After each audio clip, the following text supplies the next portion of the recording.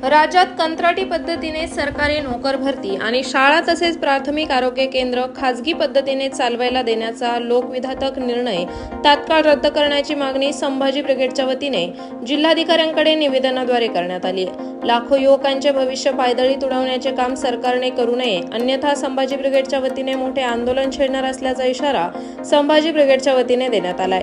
यावेळी संभाजी ब्रिगेडचे जिल्हाध्यक्ष राजेश परकाळे, प्रदेश उपाध्यक्ष अण्णासाहेब सावंत, शांता ठुबे, राहुल भिंगारदिवे, अच्युत गाडे, सचिन काकडे, निलेश बोर्डे, प्रवीण भोर, निळकंठ सावंत, राजेश खडूस, अनिल गायकवाड, देवा गवळी, शरद काकडे, अवी ठाणगे, अनिल दादर, अफसर शेख उपस्थित होते। महाराष्ट्र सरकारच्या वतीने राज्यातील विविध विषयांतर्गत अशांतता पसरवण्याचे धोरण सुरू आहे, त्या सर्व बाबींचा संभाजी ब्रिगेडने तीव्र निषेध करत हा कुटील डाव आणून पाडल्याशिवाय शांत बसणार नसल्याचा इशारा संभाजी ब्रिगेडचे जिल्हाध्यक्ष राजेश परकाळे यांनी दिलाय। महाराष्ट्र 20 पटसंख्यापेक्षा कमी पटसंख्या असणाऱ्या सर्व जिल्हा परिषदेच्या ग्रामीण भागातील शाळा समूह शाळा योजनेच्या नावावर बंद करण्याचा दुर्दैवी निर्णय सरकारने घेतला आहे। 18 सप्टेंबर 2023 रोजी काढलेल्या दत्तक शाळा योजनेच्या शासन निर्णयानुसार जिल्हा परिषद शाळेचे कंत्राटीकरण करून मोठमोठ्या भांडवलदार लोकांना शाळा चालवायला देण्याचा हा प्रकार असून शाळांच्या जागेवर सुद्धा डोळा ठेवण्याचा हा दुर्दैवी प्रकार आहे। कंत्राटी शाळा करण्यास आणि कंत्राटी पद्धती शाळा चालवायला देण्यास संभाजी ब्रिगेडचा तीव्र विरोध असल्याचे निवेदनात म्हटले आहे।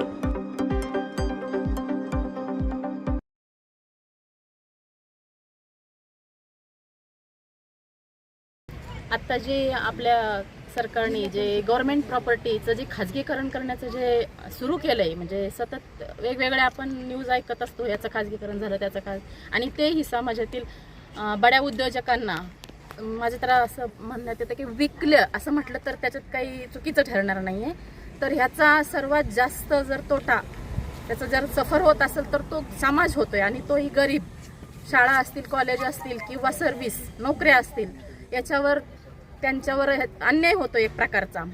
तर हा होऊ नये, सरकारने हे जे काही ठरवलेलं आहे ते कॅन्सल करावं असं जिजाऊ ब्रिगेडतर्फे मला वाटतं। धन्यवाद।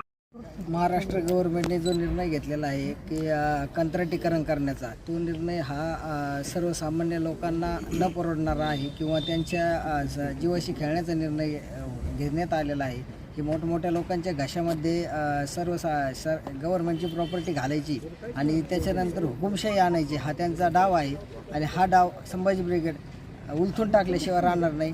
हा आजच्या याच्यात घेतलेल्या निर्णयाला संभाजी ब्रिगेड, जिजाऊ ब्रिगेड निषेध करते। जय जिजाऊ, जय शिवराय।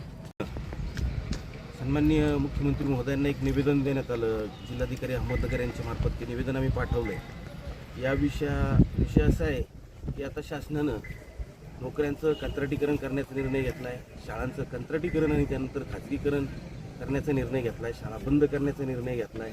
त्याचबरोबर शासकीय रुग्णालय आहे त्याचंही खाजगीकरण करण्याचाही त्या ठिकाणी निर्णय घेतलेला आहे। नोकऱ्याचं कंत्राटीकरण करण्याचा निर्णय घेऊन शासनानं लाखो तरुणांच्या भावनांना पायदळीत उडवलेलं आहे। त्या ठिकाणी जो काही शासन निर्णय त्यांनी आता आणलेला आहे आणि त्या माध्यमातून खाजगी पद्धतीनं नोकऱ्या भरती, खाजगी कंत्राटी पद्धतीने नोकर भरती केली जाणार आहे। ही नोकर भरती करण्यासाठी शासनानं ज्या 9 कंपन्यांची नियुक्ती केली, त्या एकतर भाजपच्या लोकप्रतिनिधींच्या, त्यांच्या नातेवाईकांच्या त्या कंपन्या आहेत आणि या माध्यमातून जर हे नोकर भरती केली कंत्राटी पद्धतीनं, तर ही नोकर भरती केल्यानंतर स्किल नसलेली लोक कशा पद्धतीनं भरली जातील हे वेगळं सांगायची गरज नाही आहे आणि त्या माध्यमातून आलेली ही नोकर भरती ही निश्चितपणे आमच्या राज्याचं वाटोळ केल्याशिवाय राहणार नाही। तो निर्णय अतिशय चुकीचा आहे, तरुणांच्या भविष्याचं उद्ध्वस्त करणारा तो निर्णय आहे। संभाजी ब्रिगेड या निर्णयाचा निषेध करत असून तीव्र स्वरूपाचं आंदोलन छेडणार असल्याचं जाहीर करत आहे। त्याचबरोबर दुसरा निर्णय शासनाने घेतला आहे की 20 पटसंख्यापेक्षा कमी संख्या असलेल्या शाळा बंद करून एक समूह शाळा सुरू करायच्या आणि त्याही हळूहळू खाजगी तत्वावर चालवायला द्यायच्या, अशा पद्धतीने शिक्षणाचंही खाजगीकरण करायचं, कंत्राटीकरण करायचं धोरण शासनानं अवलंबलं आहे आणि ह्याही निर्णयाचा आम्ही निषेध करतो। आमच्या भागामध्ये जर आम्ही पाहिलं, खेड्यापाड्यामध्ये वाड्यापाड्यावर पाड्यावर अतिशय कठीण परिस्थिती आहे, दुर्गम भागामध्ये अतिशय कठीण परिस्थिती आहे, रस्ते नीट नाही आहेत। अशा परिस्थितीमध्ये त्या ठिकाणी त्या शाळा चालवल्या जात आहेत आणि ह्या शाळा जर बंद करून समूह शाळा केल्या तर त्या ठिकाणी विद्यार्थी खरोखर उपस्थित राहू शकतील का, पालक त्या पद्धतीत प्रयत्न करतील का आणि हजारो शिक्षक बेरोजगार होऊन जातील, शिक्षकांच्या नोकऱ्या जातील। अतिशय घातक असा हा निर्णय शासनाने घेतला, याचाही आम्ही निषेध करतो। तिसरा एक निर्णय शासनाने घेतला आहे तो म्हणजे सरकारी दवाखान्यांचं खाजगीकरण करण्याचा हळूहळू त्यांनी ती सुरुवात केलेली आहे. आज एक तर आधीच रुग्णालयात आम्हाला सुविधा नीट मिळत नाही शासकीय रुग्णालयामध्ये. त्यामध्ये दरम्यान मागच्या पंधरवड्यामध्ये महाराष्ट्रात जवळपास 150-200 रुग्ण या सरकारी दवाखान्यातील शासकीय रुग्णालयातील हलगर्जीपणाचे बळी ठरलेले आहेत. असं असताना त्या शासकीय रुग्णालयाकडं सरकारचं लक्ष नाही. मंत्रीही काहीतरी वायफळ बडबडतात आणि या परिस्थितीत त्या दवाखान्यांचं खाजगीकरण करून आमच्या रुग्णांच्या जीविताशी खेळण्याचा घाणेरडा प्रकार या सरकारनं या ठिकाणी घेतलेला आहे. या तीनही निर्णयाचा संभाजी ब्रिगेड तीव्र निषेध करत असून या निर्णयाच्या विरोधात आम्ही आक्रमकपणे उतरणार आहोत. तत्पूर्वी आम्ही सरकारला विनंती केली आहे की आपण हे तीनही निर्णय रद्द करा, अन्यथा 7 दिवसानंतर संभाजी ब्रिगेड तीव्र प्रतिक्रिया दिल्याशिवाय राहणार नाही. हे तीनही निर्णय घेतानाच आणखीन एक महत्त्वाचा प्रश्न सध्या महाराष्ट्रात आहे, तो म्हणजे आरक्षणाचा प्रश्न आहे. मराठा समाज, धनगर समाज, मुस्लिम समाज, नाभिक समाज अशी वेगवेगळ्या समाजाची आरक्षणाची मागणी आहे. कुणी ओबीसीत मागणी करते, कुणी एससीमध्ये मागणी करते आणि सरकारनं सध्या OBC Maratha, SC Dhangar, OBC मुस्लिम नावी अशा पद्धतीचे वाद लावायचं काम सुरुवात केलेली आहे, भांडणं लावायचं काम केलेलं आहे. ओबीसी बांधवांना, एससी समाजातील बांधवांना ह्या सगळ्या घाणेरड्या राजकारणाचं षडयंत्रच समजत नाही. सरकारचं हे षडयंत्र आहे. नोकऱ्यांचं, शिक्षणाचं खाजगीकरण केल्यानंतर त्या आरक्षणाचं महत्त्वच संपतं आणि हे समजत असून सुद्धा विनाकारण आम्ही भांडत आहोत.